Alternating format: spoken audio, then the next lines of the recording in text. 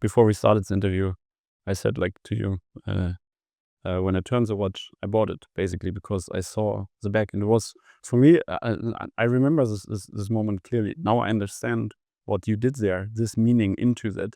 For me, it was. I just recognized this as perfect because like I was kind of like expecting like kind of like a rotor style that you or that was previously there at Parmigiani. Um, and I was also like expected like, okay, it looks good from the front, but from the back side, maybe it's lacking. But it wasn't. And that was for me um um like a surprising moment Mm. that turns this into absolute delight and in the end like into the decision like to acquire this watch. So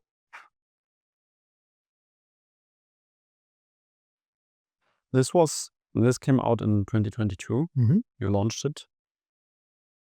I would like to know because also it's my most favorite watch Mhm. from Parmigiani. Um, how was it developed? Well, first of all, the movement is skeletonized, and it is fitting in the watch in a way which is balanced. I say this because it's very difficult to make a readable skeleton. Usually, the skeleton, the movement has to convey the aesthetic, no? Because you don't have a dial, you have the movement as a dial. And what often is done in watchmaking is that the designer of the movement is not the designer of the watch. The watch is what dresses the movement, and so case, bracelet, dials, etc. Are done, but the movement is a sort of a constraint. And usually the movement is even developed without and can go across different cases. It depends on the brands. So it's not specifically made for a case. This was specifically made for this case, and it played the tones of uniforming the movement. So paradoxically, you're toning down the work that you're doing on the movement to make the watch balanced. So it's a shades of gray because it's an acid treatment on the brass of the movement with three different finishings. So sandblasted at the bottom level, vertically brushed on the top level, and the chamfering is mirror polished. So these three ways of reflecting a light create a ton sur ton on the same color finishing. And then you have details on how the skeleton is open, because it's not an extremely open skeleton, because you have skeletons sometimes that are even, you can see through and you see even your wrists with the hair, etc. So it's not a feeling that I personally like. So it's the right balance between what is open and what is covered by the platine. You have a lot of angles which are sharp done by hand. When you have a sharp angle in a bridge or in a platina, a machine cannot do it. So if you count all those angles that are very sharp, those are all done by hand, and that gives you another finishing, a sensitivity that is something done qualitatively.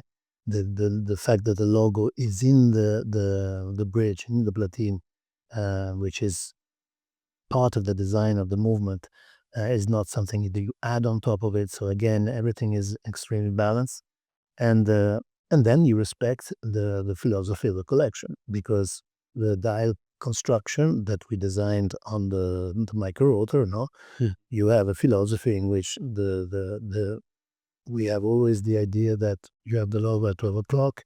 You have always the idea that you just need two hands to read the time.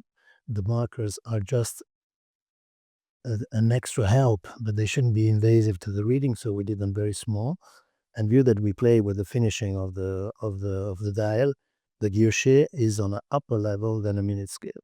When you take out the dial, this philosophy has to remain. So on your watch, you don't have the dial, you have the movement, and then you have a reo, so the minute scale is outside the movement, and you have the indexes that are like this, done as if it was the same minute scale that you have, but view that you don't have the dial, they are basically projecting themselves in the space. So these are indexes that are floating in the air in the end, because you don't have the dial and you have to invite the eye to read the movement. No?